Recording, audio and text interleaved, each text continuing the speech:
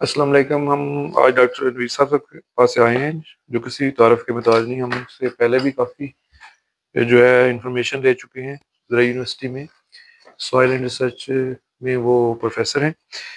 तो डॉक्टर साहब, हम आपसे पहला क्वेश्चन ये करना चाहते हैं कि जो गोबर का वेस्ट आपने जो इसका डिकम्पोज का बताया था कि अगर हम इसको डिकम्पोज करें तो ये एक ट्राली 10 ट्रालियों से का मुतबादल हो सकती है।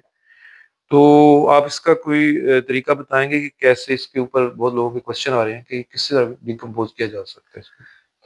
ये जबरदस्त है जी। क्वेश्चन अच्छा है। लोग रूढ़ी की ट्रालियां किसी जमाने में ऐड करते थे, शायद अब भी करते हों। मेन्योर की ट्रॉली है ना, 4 5 6 ट्रॉली हम 1 एकड़ में ऐड कर देते हैं, ये 20 टन के करीब बन जाता है। 3 से 4 टन की एक ट्रॉली हो तो 15 से 20 टन तो बड़े आराम से बनता है, और इसका अच्छा खासा खर्चा है। 2 ढाई 3 हज़ार की ट्रॉली है। लेकिन मसला ये कि जब आप इतना ज्यादा मेन्योर ऐड करते, जो कि किसी जमाने में ऐड होता था, अब नहीं होता, तो वो अच्छा खासा लोड है सॉइल के ऊपर।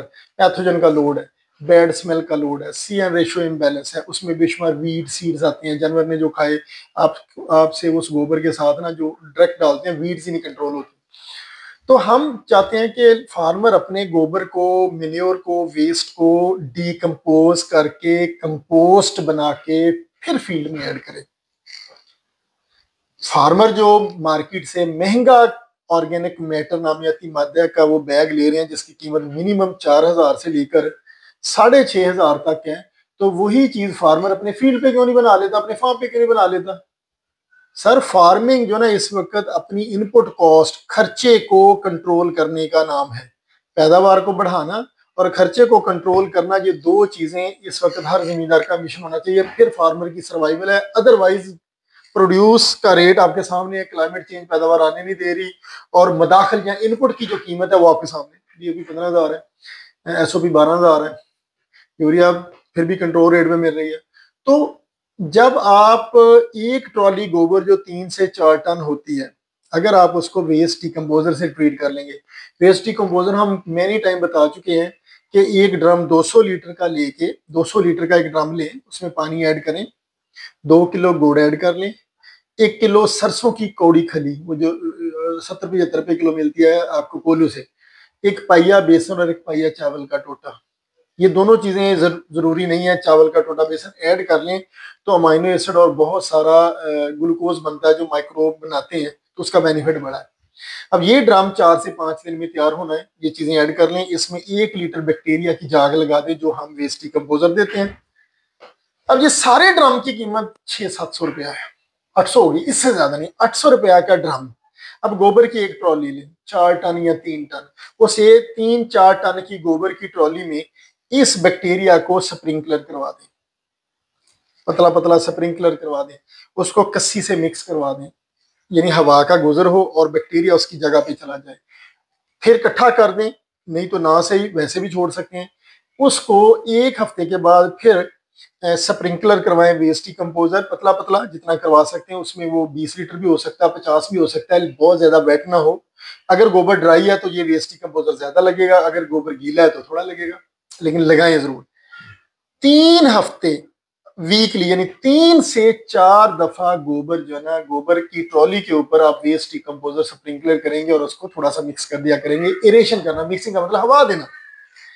चौथे हफ्ते के बाद ये ऐसा भुरभुरा हो जाएगा, आपकी सोच है, कलर चेंज हो जाएगा, सीएन रेशियो बैलेंस हो जाएगी। ढेर लगा देंगे तो उसमें ये होता है कि कंपोस्टिंग के दौरान इसमें एक फेस आती है थर्मोफिलिक, जिसमें टेम्परेचर बढ़ जाता है गोबर का। उससे जितने भी पैथोजन है, वीड सीड्स हैं, जो जड़ी बूटियों के बीज हैं, ऐसी कबाहतें जो इस गोबर के साथ जुड़ी हुई हैं, वो खत्म हो जाती हैं हाई टेम्परेचर होने से। चौथे हफ्ते के बाद इसको बुरबुरा बड़े मजे से खुश करने थोड़ा सा, ये खुद ही पुरना शुरू हो जाएगा। अब ये जो 3 से 4 टन की ट्रॉली है, ये डीकम्पोज होके 40 से 50% रह जाता है। यानी कि 4 टन है तो 2 टन रह जाएगा, 3 टन है तो 1.25 टन रह जाएगा, 1200 1300 किलो। ये चीज जब 400 से 500 किलो फी एकड़ में पड़ेगी, अगर 1500 किलो है तो 3 एकड़, 3 टन की ट्रॉली। दो, अगर 4 टन की ट्राली है तो अगर वो 50% भी डिकम्पोज हुआ तो 2 टन, 2,000 किलो, 2,000 किलो आप 400 किलो 500 किलो फी एकड़ बवाई के वक्त जो भी बेसल खाद है उसमें रॉक फास्फेट है, एसएसपी है, बीओपी है, डीएपी है, कोई भी फास्फेट का सोर्स है उसके साथ मिक्स करके अप्लाई करवाएं। मैं गारंटी से कहता हूं कि वो फास्फोरस की एफिशिएंसी डबल हो जाएगी, जमीन में पड़ी हुई फास्फोरस अवेलेबल होना शुरू हो जाएगी, क्रॉप का स्टेट बड़ा सा कमाल हो जाएगा कि जमीन एक दाना भी ऐसा सीड का नहीं है जो जर्मिनेट ना करवाएगी। ये ब्लेसिंग है। और इस सारे का खर्चा अगर मैं करूं तो गोबर की ट्रॉली अगर करें 3,000 रुपए की, और सारा हमारा जो वेस्ट कंपोजर का ड्रामा उसका 1,000 रुपए, 4,000 रुपए का खर्चा मैं 5 एकड़ के लिए कह रहा हूं। चलो छोड़ दें, लेबर को भी दे दिया, 1,000 रुपए का खर्चा आता है।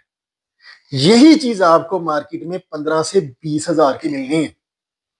तो फार्मर किसी तरह ये प्रैक्टिस अपना लें, मैं गारंटी से कहता हूं कि जमीन की हेल्थ बेहतर हो जाएगी, नामियाती मादा जो इंप्रूव होना शुरू हो जाएगा, खादों की एफिशिएंसी बेहतर होना शुरू हो जाएगी।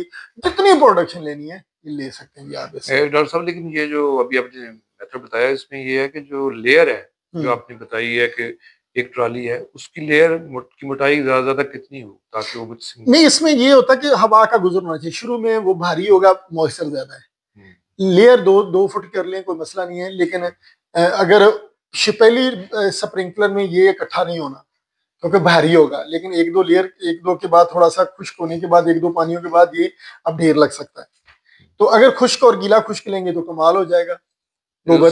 तो फिर आप अगर तो मिक्सिंग के बाद कहीं ढेर लग जाए तो बड़ा ही कमाल है कि इसमें थर्मोफिलिक स्टेज जल्दी आ जाती है, जिसके दौरान 60-65 डिग्री टेम्परेचर हो जाता है और बहुत सारी कबातें, बैड स्मेल, वीट सीड, जड़ी बूटियों के सीड और पैथोजन मर जाते हैं। खेत के अंदर भी कर सकते हैं, यानी वहीं खेत के अंदर दूसरा ऑप्शन फिर ये है कि अगर एक जिम्मेदार है उसने गोबर की 3-4 ट्रालियां फील्ड में डाल दी है, तो हम अब उसको चाहिए फिर कि ये 200 लीटर का ड्रम जो वेस्ट डिकम्पोजर का हमने बनाया ये उस पानी के साथ फ्लड कर दें। तो आल तो इससे खर्चा बड़ा है, लेकिन ये कि उस गोबर का जो 4 ट्राली है उसका रिजल्ट बड़ा शानदार मिल जाएगा, उसकी डिकम्पोजिशन अगली हो जाएगी, उसे न्यूट्रन रिलीज अवेलेबल जल्दी हो जाएगा और सॉइल को जल्दी बेनिफिट होना शुरू हो। नहीं, तो दूसरी बात है कि जो इसकी दूब वगैरह है कहाँ रखना है, मतलब नहीं, इसको ओपन रखें, कोई मसला ही नहीं है। आप कोई छांव का खतरा नहीं है, माइक्रोब बड़े रेजिस्टेंट हैं अल्हम्दुलिल्लाह, आप इसको किसी भी टेम्परेचर में रख सकते हैं। और हाँ, रात का टेम्परेचर अगर ज्यादा हो तो अगर शॉपर से कवर कर दें, क्योंकि ये माइक्रोब जो ना जो डिकम्पोजर है ये 20 से 30 डिग्री 20 से ऊपर टेम्परेचर हो तो बड़ा अच्छा सर्वाइव करता है।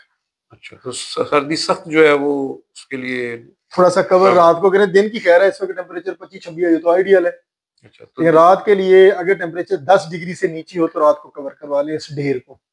और जो स्प्रे मशीन है इसी से भी स्प्रिंकल हो सकता है? हाँ हाँ, कुछ भी किसी चीज से भी स्प्रे से कर दें, किसी बकेट बाल्टी से कर दें, किसी वो प्लास्टिक के बर्तन से ऊपर स्प्रिंकलर करवा दें, डिकम्पोजर बड़े आराम से हो जाता है।